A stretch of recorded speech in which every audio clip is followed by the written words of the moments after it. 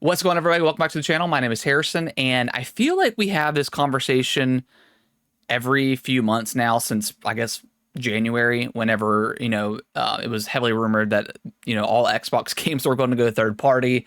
And then Phil Spencer and the crew came out and did a podcast and said, no, it's going to be these four games. And then, over the coming months, Phil is, kind of just said, it's kind of a case by case basis on what's going to go third party.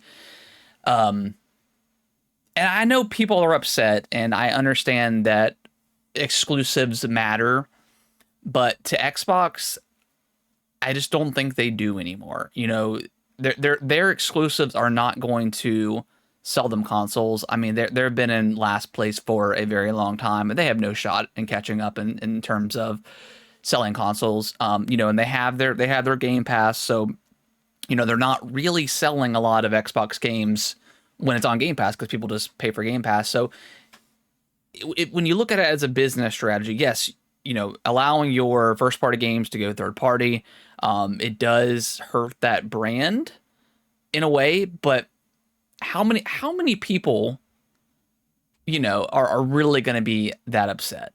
I think there's going to be the weirdo console warriors that'll cry online like they have been this entire time. But I mean, if you look at what Xbox has been doing for a while now, I mean, the writing is on the wall. They're gonna and honestly, I don't like I play everything. I have a PlayStation 5, I have an Xbox Series X, I have a Nintendo Switch.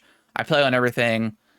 I'm not a console warrior. I love gaming, and that's the way it should be. But there are weirdos online that care about the console stuff. So again, I understand, like, it could devalue the brand. If Halo goes on to PlayStation or Gears goes on to PlayStation, but that's where they're going.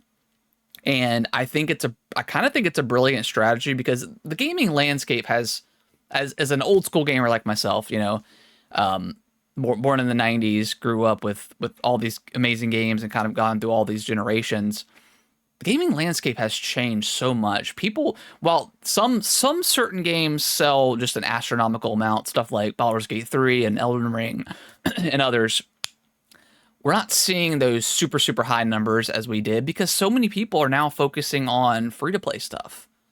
I mean, Fortnite, your Fortnites, your Valorants, your whatever the flavor of the week is, type of game. Like, so many people are focusing on that and just getting lost into that ecosystem. My kids, they don't play any games like I did. My son, I mean, he did kind of dabble in Mario, and he played a lot of the Mario Switch games and really loved them. But once he started playing Fortnite, I mean, that was it. He's been kind of hooked on it, and that's fine. But it's not the way that I grew up in playing games where I had to have the newest game. I feel like that mentality is shifting a little bit for the younger generation. And I think it's a kind of a brilliant decision for Xbox to go ahead and, they're going to keep their Game Pass and stuff like that. So that's kind of the value of being in the Xbox ecosystem. But then their stuff is also going to be out on PlayStation. It's already been out on PC. For damn sure it's going to be out on Switch too whenever that releases. So I think Xbox, it has been confusing. Like, it started out with the 4 games, and then we got the announcement that Indiana Jones is coming sometime in spring of 2025 for PlayStation 5. So that kind of opened up the floodgates, and it's like, okay, then pretty much anything can go third party. And the Indiana Jones license is probably not cheap. They probably paid Disney a good amount of money to use Indiana Jones license. So it makes sense for that specific game. But I think if Xbox is going to go this strategy of going completely third party, just rip the Band-Aid off. Just do it. I don't want to see, okay, well, this game is going to be exclusive, but this one's going to have a timed exclusive, and this one's going to release on all platforms simultaneously. It's confusing. It's very confusing for the market. It's confusing for a lot of people that maybe aren't in the gaming landscape and kind of know which games are. So I think they just need to rip the Band-Aid off and just do it. Have everything be day and date. You have your game launched on Game Pass, on PC Game Pass, on launched on Steam, PlayStation 5, Switch 2. I think that's brilliant. I think games just cost way too much nowadays for what they're selling. Like the return on investment for this stuff is not great. I mean, going back to PlayStation, I mean, Spider-Man 2 cost, you know, upwards of $300 to $400 million. Like Concord, you know, this Concord was a huge risk they took, you know, a super expensive game to make. There were, you know, and have a battle pass, but obviously they charge $40 for it. So, and that game obviously was a massive failure. And maybe PlayStation is going to kind of rethink how they do their free to play live service games. But you know, like I said, we've seen PlayStation already kind of make that step. You know, in what world would you ever have thought that PlayStation games would come to PC? And they started to, and now they're coming out more frequently, like Last of Us Part 2, you know, Spider-Man 2. Like they're starting to come out. Before it was a couple years, now it's a year and less than that. So it's going to happen more frequently. You know, it may be a while. You know, I can't say for sure if PlayStation will ever have anything go third party and also launch on Xbox and Switch too. Obviously Horizon is on the Switch now, but you know, from a, like Spider-Man, God of War, like I don't see those games coming over, but I mean, never say never, you know.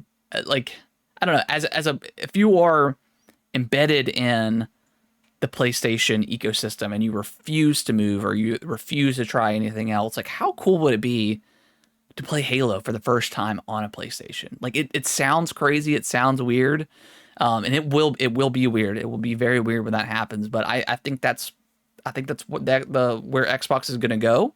So yeah, I don't be surprised at like the next Gears, you know, Gears E-Day. Like I wouldn't be surprised if that also launched on PlayStation day and date.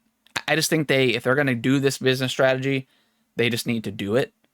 And like I said, rip the Band-Aid off, just get out of the way. Yes, there's going to be backlash.